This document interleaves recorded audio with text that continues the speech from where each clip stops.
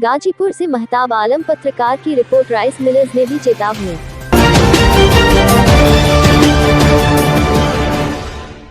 आज गाजीपुर में Uttar Pradesh rice millers welfare association की बैठक हुई, जिसमें राइस मिल मालिकों ने सरकार की नीतियों के विरोध में एक बैठक की और सरकार को चेतावनी दी कि यदि उनकी मांग सरकार नहीं मानती है और मिलर्स का उत्पीड़न नहीं बंद करती है तो इस वर्ष पूरे प्रदेश में कोई भी राइस मिल धान की कुटाई नहीं करेगी।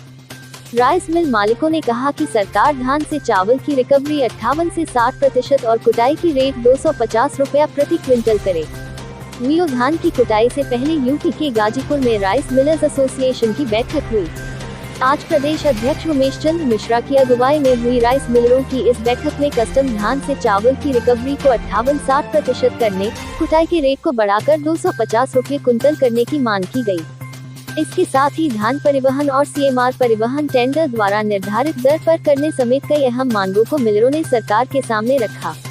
प्रदेश भर से जुटे मिलरों ने धान की कुटाई से होने वाली समस्त भुगतानों को तय समय सीमा में भी करने की मांग की।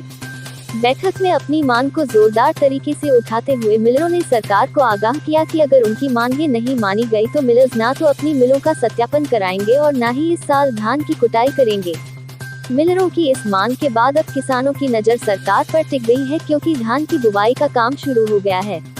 ऐसे में अगर उनके धान की खरीद नहीं हुई तो लॉकडाउन में कहीं उनकी कमर और ना टूट जाए। बाइट उमेश चंद्र मिश्र, प्रदेश अध्यक्ष, Uttar Pradesh rice millers welfare association. अभी असल में ये जो था वो वस्तुतः सेमी सत्यापन आप कह सकते हैं। कुछ इन्फॉर्मेशन मांगी गई थी, ये पूरा सत्यापन नहीं है। और हम लोग सत्यापन क्या, हम लोग जब सरकार का कार्य करने में असमर्थ हैं, इसलिए इस विरोध के स्वरूप में हम लोगों ने ये कहा कि हम कोई भी सूचना सरकार को तब तक नहीं देंगे जब तक हम हमारी मांगे वो नहीं मानते। आखिर इसके पीछे क्या उद्देश्य है, क्यों नहीं कराना? उसका कारण यह है कि हमारे यहाँ जो धान की खरीद होती है उसमें 67% रिकवरी नहीं आती है। सरकार कहती है कि आप हमको 67% की रिकवरी दीजिए और रिकवरी 58 से 60% से ऊपर नहीं आती। हमारा सरकार से यह मांग है कि आप हमारी रिकवरी या तो 58 से 60 कर दीजिए।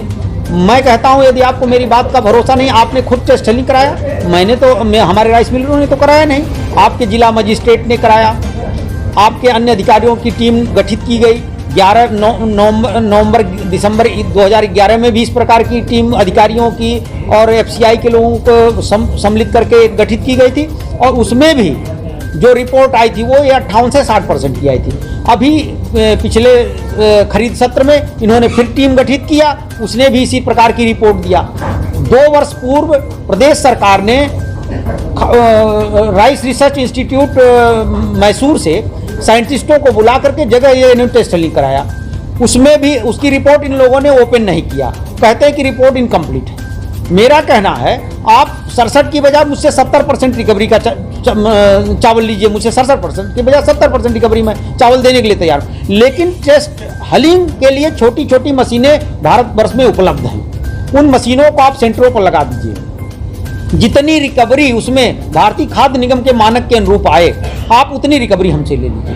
रास होल्डिंग चार्ज में चला जाता है। ये होल्डिंग चार्ज लगाते हैं कि आप अगर 45 दिन के बाद चावल जमा करेंगे, धान आपको आज दे दिया गया, उसके 45 दिन के अंदर आपको चावल जमा करना। यदि 45 दिन के अंदर आप चावल नहीं जमा करते हैं तो ये होल्डिंग चार्ज अर्थदंड के रूप में लगाते हैं। इनके पास गोदाम नहीं रहता है, इनके पास चट्टों की अनुपलब्धता रहती है, तो आप बताइए इसमें मिलर्स का क्या दोष है? इतने करने के बावजूद अगर सरकार आपकी बात नहीं मानती तो फिर अगला स्टेप क्या होगा? ये अगला स्टेप होगा, मिलर कोई कार्य नहीं करेगा और सरकारी धान की कुटाई हम लोग नहीं करेंगे, मिलें बंद रखेंगे।